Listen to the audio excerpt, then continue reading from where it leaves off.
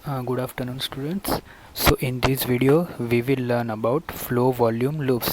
अब ये flow volume loop क्या होता है ये आपको ब्रीफली तो पता ही है क्योंकि आप सबने पीएफटी किया है। तो पीएफटी में एक जो हम फर्स्ट टेस्ट करते हैं, ओके, तो उसमें एक कर्व बनता है ऐसा जो अभी आपको पिक्चर में दिखाई दे रहा है, उसे बोलते हैं फ्लो वॉल्यूम लूप। तो एग्जैक्टली फ्लो वॉल्यूम लूप क्या होता है? तो वो एक ग्राफ होता है जिसमें हम जो हमारे इंस्पायर्ड और एक्सपायर्ड एयर है उसको उसकी फ़्लो पर उसके फ़्लो को वॉल्यूम और के फ़्लो और वॉल्यूम दोनों को ग्राफ पे प्लॉट करते हैं ऐसे, ओके। इस तरह से ये एक्स एक्सिस पे क्या प्लॉट किया जाता है? वॉल्यूम को, जो उल्टी डायरेक्शन में होता है 86420, और वाई एक्सिस पे क्या क्या प्लॉट किया जाता है? एयर के फ़्लो को, मतलब कितने लीटर पर सेकंड निकलती है एयर। तो जो ऊपर का है, ज़ीरो से ऊपर का, वो है आपका एक्सपिरेटरी फ़्लो, और जो नीचे का है वो है इंस्पिरेटरी फ़्लो, कुछ इस तरह से, ओके। तो यहाँ तक समझ में आ गया। तो हम आगे देखते हैं। तो ये कुछ इस तरह से होता है हमारा जो फ़्लो वॉल्यूम लूप होता है। अब जो नीचे का ये जो ग्रीन कलर का है वो है हमारा इंस्पिरेटरी फोर्स, मतलब मैक्सिमम इंस्पिरेटरी फोर्स लगाते हैं तो इस तरह से कर्व बनता है, और मैक्सिमम एक्सपिरेटरी फोर्स लगाते हैं तो कुछ ये रेड जैसा कर्व बनता है, और कुछ इस तरह से लूप बनता है, ओके। अभी यहाँ पे देखिए राइट साइड पे इतनी जगह बच गई है, ज़ीरो से स्टार्ट नहीं हो रहा है। तो वो क्यों ज़ीरो से स्टार्ट नहीं हो रहा है? क्योंकि ये जो वॉल्यूम है वो रेसिडुअल वॉल्यूम है। कभी भी लंग्स में ज़ीरो एयर नहीं रहती, कुछ एयर रहती है, ये आपको पता है, ताकि लंग कोलैप्स नहीं हो जाते। तो उस एयर को रेसिडुअल वॉल्यूम कहते हैं। तो यहाँ से अपना फ्लो स्टार्ट होता है। ये इतनी एयर अंदर ऑलरेडी है। ये देखो रेसिडुअल वॉल्यूम जो नॉर्मली 1000 to 1200 ml होता है। और उसके बाद ये जो पार्ट है, इतना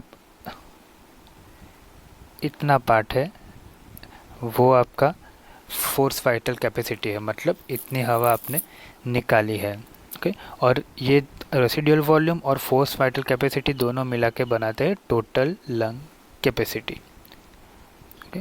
ये देखो फोर्स वाइटल कैपेसिटी है ये, और उसके बाद दोनों मिला के बनती है टोटल लंग कैपेसिटी। तो ये आपका हो गया normal flow volume loop, okay. तो इसमें अब क्या होता है? तो जो इंस्पिरेटरी लूप होता है, मतलब नीचे वाला लूप, वो सैडल शेप होता है और सिमेट्रिकल होता है, ओके। और जो एक्सपिरेटरी वो होता है, मतलब एक्सपिरेटरी लूप होता है, वो ट्रायंगुलर जैसे होता है, जैसे यहाँ पे दिखाई दे रहा है रेड लूप। उसमें जो लेफ़्ट साइड पे है उस रैपिड राइज शेप फेज बोलते हैं। जो सबसे पिक पर है उसको बोलते हैं पिक एक्सपिरेटरी फ्लो रेट, और जो बाद में नीचे जा रहा है उसको बोलते हैं लीनियर फॉल। तो रैपिड राइज फेज जो होता है वो एफर्ट डिपेंडेंट होता है, मतलब जो हम एफर्ट लगाते हैं पहली 1-2 सेकंड में वो होता है। और जो लीनियर फॉल होता है वो एफ़र्ट इंडिपेंडेंट होता है, मतलब उसमें कोई एफ़र्ट नहीं लगाता। लंग्स का जो इलास्टिक रिकॉइल है उसके चलते अपने आप एक्सपिरेशन कंप्लीट होता है, ओके। ये देखो, ये एफ़र्ट डिपेंडेंट है, ये एफ़र्ट इंडिपेंडेंट है।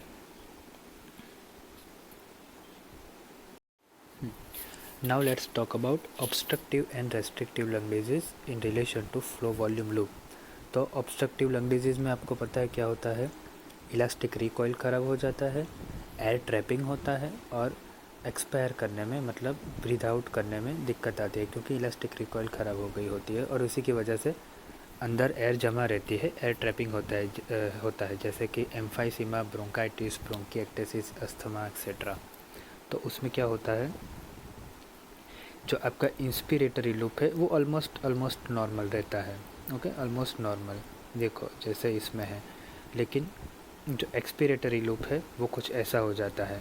आपका जो एफर्ट डिपेंडेंट लूप है, एफर्ट डिपेंडेंट जो राइज है वो भी कम हो जाता है, और जो एफर्ट इंडिपेंडेंट वाला पार्ट है वो कॉन्केव शेप हो जाता है, क्योंकि इलास्टिक रिकॉइल ख़राब हो गया है और निकल नहीं रही है एयर। ओके, तो कुछ इस टाइप का वो बनता है, लूप बनता है। और अगर आप इसमें ध्यान से देखेंगे तो रेसिडुअल वॉल्यूम बढ़ गया है। ओके, यहाँ पे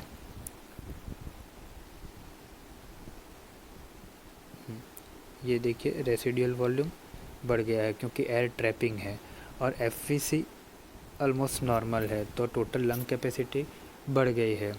ये लंग कैपेसिटी मतलब एबनॉर्मली बढ़ गई है, ऐसे बढ़नी नहीं चाहिए। तो उसकी वजह से क्या होता है, जो लूप है वो लेफ़्ट साइड पे शिफ्ट हो जाता है, जैसे कि आपको पिक्चर में दिख रहा है। देखो रेसिडुअल वॉल्यूम बढ़ गई है और एफवीसी नॉर्मल है, तो लूप होता है वो लेफ़्ट साइड पे शिफ्ट होता है। तो आपको याद रखना है कि ऑब्स्ट्रक्टिव लंग डिजीज़ में जो फ्लो वॉल्यूम लूप है वो लेफ़्ट साइड शिफ्ट हो जाता है। और अगर दूसरा ग्राफ देखें एक्सपायर्ड वॉल्यूम अगेंस्ट टाइम का, जो ऊपर यहाँ पे दिखाई दे रहा है, तो देखिए जो ग्रीन में है वो नॉर्मल है, लेकिन जो रेड में है वो ऑब्स्ट्रक्टिव लंग डिजीज़ का है। तो उसमें FEV1 कम हो जाता है आपका और FVC ऑलमोस्ट नॉर्मल रहता है। तो जो FEV1 अपॉन FVC रेशियो है वो 0.7 से कम हो जाता है। तो ये आपका ऑब्स्ट्रक्टिव लंग डिजीज़ है। अभी बात करते हैं रेस्ट्रिक्टिव लंग डिजीज़ की। तो रेस्ट्रिक्टिव में आपको पता क्या होता है, मतलब लंग टिश्यू में प्रॉब्लम होती है तो लंग कॉम्प्लायंस कम हो जाता है, मतलब लंग की जो फूलने की क्षमता है, ओके, लंग कॉम्प्लायंस वो कम हो जाती है। तो जो वॉल्यूम ऑफ द एयर है वो कम जाती है लंग्स में, लेकिन इलास्टिक रिकॉइल है वो नॉर्मल रहता है, कभी कभी बढ़ भी जाती है। तो पेशेंट ब्रीद आउट तो इजीली कर सकता है, लेकिन ब्रीद इन करने में दिक्कत आती है। तो जैसे भी आप पिक्चर में देख सकते हैं, जो इंस्पिरेटरी लूप है वो छोटा हो गया है क्योंकि इंस्पिरेशन करने में प्रॉब्लम आ रही है, लेकिन एक्सपिरेटरी लूप है उसका वो वैसे तो नॉर्मल है, लेकिन फिर भी नॉर्मल से कम हो गया है। क्यों कम हो गया है, क्योंकि एक्सपायर्ड एयर कम आ रही है। क्यों कम आ रही है, इंस्पाइट ऑफ कि इलास्टिक रिकॉइल सही है, क्योंकि अगर इंस्पायर्ड एयर ही कम जाएगी अंदर तो ब्रीद आउट भी उतनी ही एयर होगी, तो ब्रीद आउट भी कम ही हो जाएगा आपका। तो कुछ इस तरह से दिखेगा आपको रेस्ट्रिक्टिव लंग डिजीज़ का लूप। अब इसमें क्या होता है, रेसिडुअल वॉल्यूम भी कम हो गई है, और देखो रेसिडुअल वॉल्यूम भी कम है, वाइटल कैपेसिटी भी कम हो गई है, और इसकी वजह से टोटल लंग कैपेसिटी भी कम हो गई है। तो लूप राइट साइड शिफ्ट होगा, जैसे कि आप देख सकते हैं। देखो राइट साइड शिफ्ट हो गया लूप। तो आपको क्या याद रखना है कि ऑब्स्ट्रक्टिव में लेफ़्ट साइड शिफ्ट मारता है ये लूप, और रेस्ट्रिक्टिव लंग डिजीज़ में राइट साइड शिफ्ट मारता है। और रेस्ट्रिक्टिव लंग डिजीज़ के एग्जांपल है एस्बेस्टोसिस, फिर लंग फाइब्रोसिस एट्सेट्रा।